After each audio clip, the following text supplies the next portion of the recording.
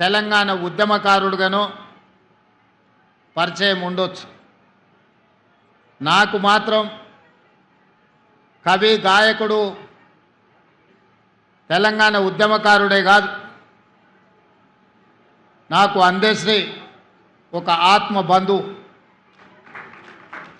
తెలంగాణ రాష్ట్రం ఏర్పడిన తర్వాత తెలంగాణ రాష్ట్రంలో జరుగుతున్న పరిణామాలు,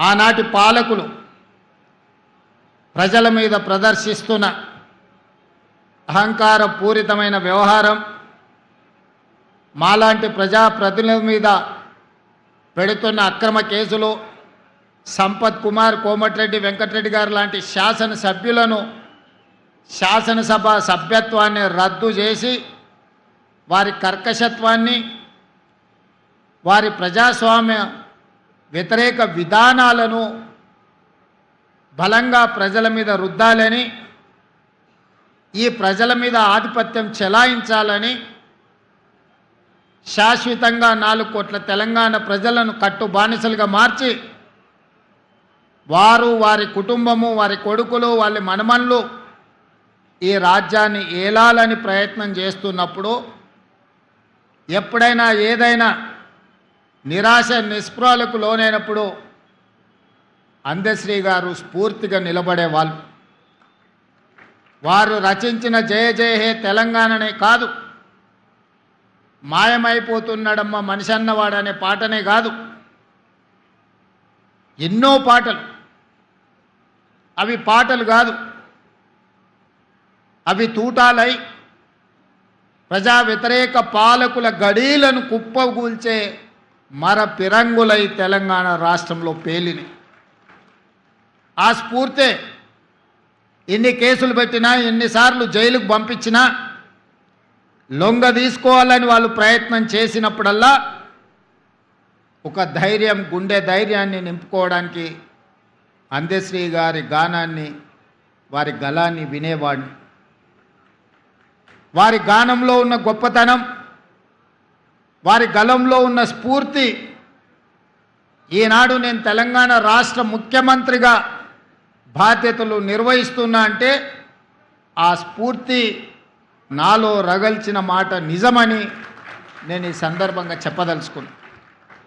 మిత్రులారా, ఆనాడు తాపీ మేస్త్రిగా ఉన్న అందశ్రీ గారు ఇటుకపై ఇటుక పేర్చి ఇల్లు కడితే ఎలా ఉంటుందో నైపుణ్యం ఉన్న తాపీ మేస్త్రి పదాలపై పదాలను పేర్చి జయ జయ హే తెలంగాణ అనే గానాన్ని తెలంగాణ ప్రజల గుండెల్లో వారు రగల్చిన ఉద్యమ స్ఫూర్తి తండాలలో, గూడాలలో, మార్మూల పల్లెల్లో దళితులు, గిరిజనులు, ఆదివాసులనే కాదు, తెలంగాణ గడ్డ మీద పుట్టిన ప్రతి బిడ్డను చైతన్యం చేసి కోట్లాది మందిని తెలంగాణ ఉద్యమ బాట నడిపించిన స్ఫూర్తి ప్రదాత అందశ్రీ అని నేను ఈరోజు చెప్పదలుచుకున్నాను.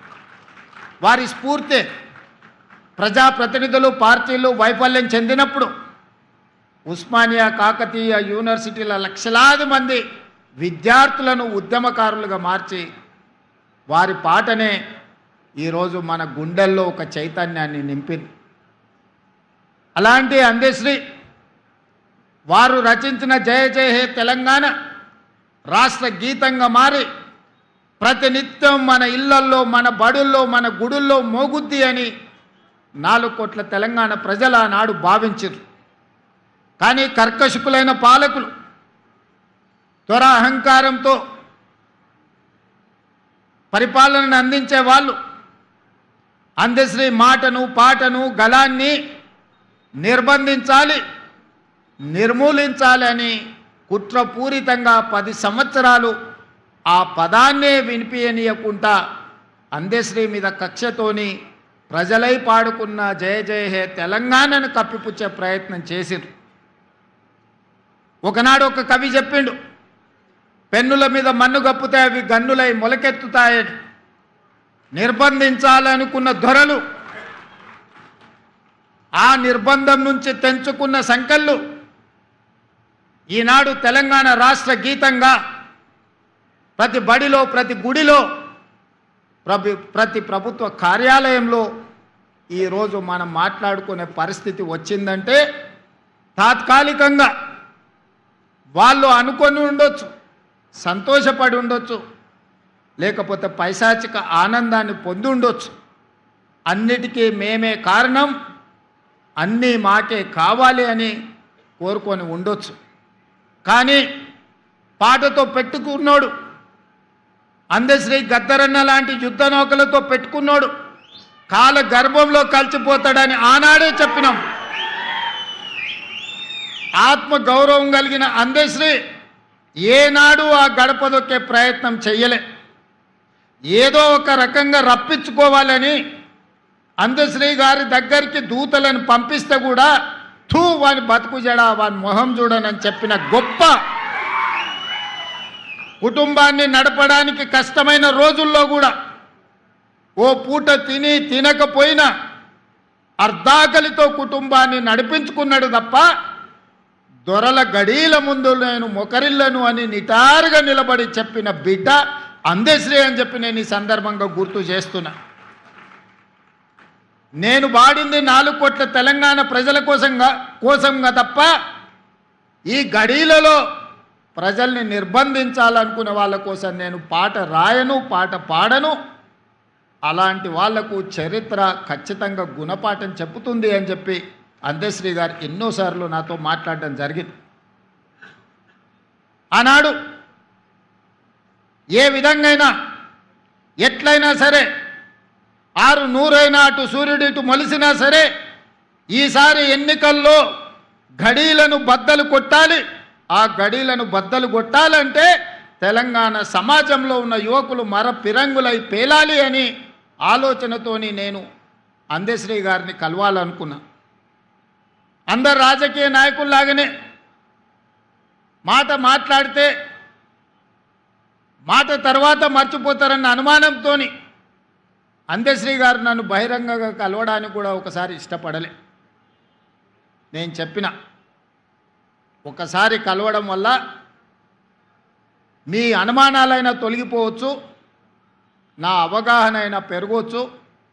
కలవడం ద్వారా తెలంగాణ సమాజానికి మేలే జరుగుతుంది తప్ప ఎవరికి అన్యాయం జరగదని నమ్మకం, విశ్వాసం, భరోసా అందశ్రీ గారికి కల్పిస్తే ఒక మిత్రుడి ఇంటిలో అందశ్రీ గారు కలిసిండ్రు. 10 నిమిషాలు ఉంటా, అంతకు మించి నేను ఉండను అని ఆనాడు అందశ్రీ గారు అన్నారు. 5 నిమిషాలకైనా మనం కలుద్దాం.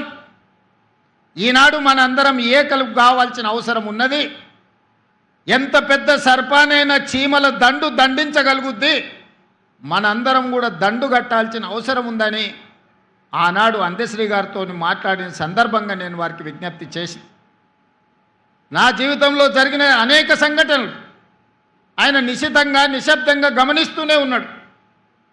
ఆ రోజు వారు నాతో అన్నాడు, తర్వాత నా కుటుంబాన్ని కలవనికి వచ్చినప్పుడు నా కుటుంబ సభ్యులతో తన ఆవేదనను వెలిబుచ్చిండు. బిడ్డ, నేను చూస్తూనే ఉన్నా నిశ్శబ్దంగా, రాడా ఎవడన్నా ఈ దుర్మార్గుణ్ణి నేల కూల్చడానికి అని ఆ రోజు నేను అనుకున్నా. ఈరోజు నా రేవంతుడు నాకు ఆ నమ్మకం కలిగించిన, అందుకే నీ ఇంటి గడప తొక్కినా అని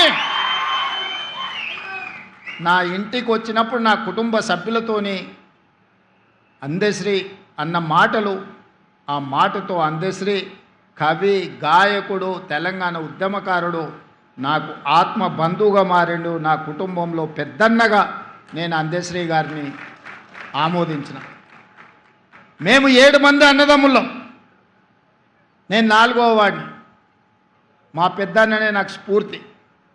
ఈరోజు ఈ స్థాయికి రావాలని, ఒక స్థాయిలో ఉండాలని ఎన్నో కలలు మా అన్న నాడుగా అన్నాడు.